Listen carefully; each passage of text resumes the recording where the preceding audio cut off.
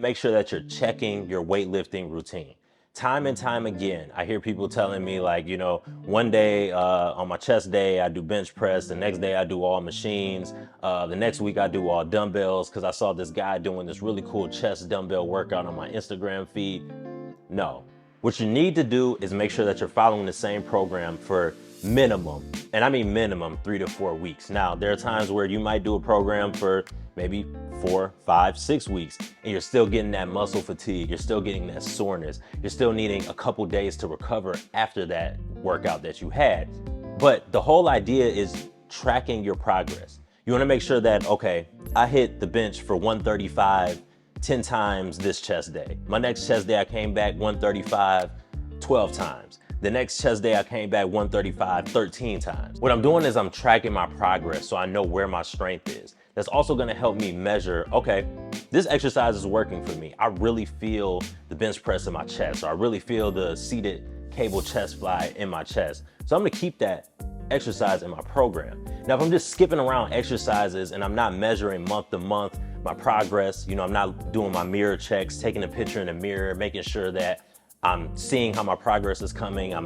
Because the scale is not the only determining factor that if you're actually getting changes in the gym, then I'm gonna be lost. I'm just gonna be skipping around exercises. So for somebody, cable flies, perfect exercise, exhaust your chest every single time. For other people, they might not feel it as much. That's where you need to make sure that your program is being followed to a T and you know exactly what exercises you're using. So if this exercise doesn't work, I'm throwing that out. I'm gonna try this variation of another exercise. If this exercise is working, I'm gonna keep that in there.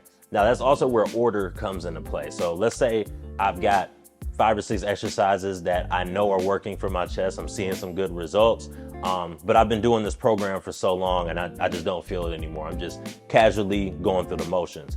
That's where you can change up the exercise order. So if you do, dumbbell chest press in the beginning, switch it to the middle. Whatever exercise you're doing in the middle, if you're doing cable flies, switch that to the beginning. So now you're playing with the order. So by the time you get to that dumbbell chest press, the chest is a little bit more fatigued than it would be in the prior weeks.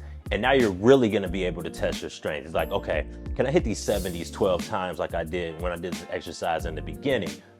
You might not be able to the first time, but that's where you're gonna see yourself get stronger. You're gonna see yourself develop a little bit more.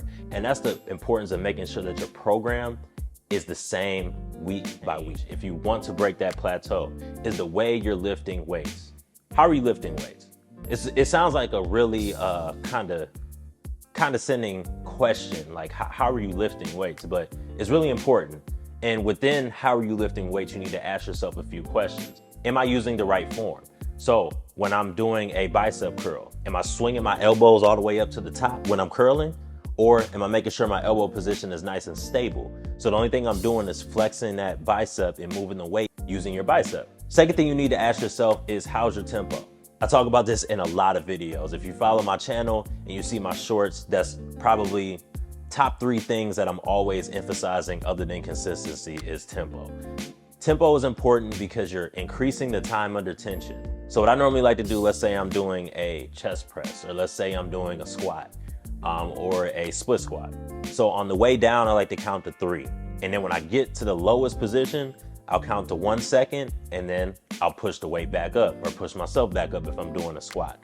That is gonna make the set a lot more challenging, and it forces you to use good form. If you're lifting like that, you're not gonna have wild form. You're not gonna throw the weight around and put yourself at risk for injury. You're gonna make sure that your form is nice and crisp doing that. You're gonna refine and perfect your form by slowing the tempo down while getting a little bit more tension on the muscle. So it's a win-win situation either way, the way I see it. And the third thing that's under this category is a mind-muscle connection. I talk about this a lot when people ask me about rear delt growth, because hitting your rear delt requires that you understand mind-muscle connection to a high level. Because when you're doing, let's say, a cross-cable rear delt fly, you have to make sure that you're moving the weight using your rear delt. And for a lot of people, a lot of beginners, that's a difficult thing to do because you don't have that connection with your rear delt yet. When you're doing a chest press, you wanna make sure you're moving the weight. You feel the weight that you're pushing in your chest. When you're doing a dumbbell curl, you're feeling the weight when you're doing the curl. You're not feeling it in places where you shouldn't even be feeling it. So it's really important that you work on your mind muscle connection. And those first two things with using good form and good tempo are going to help you develop a really, really nice mind muscle connection.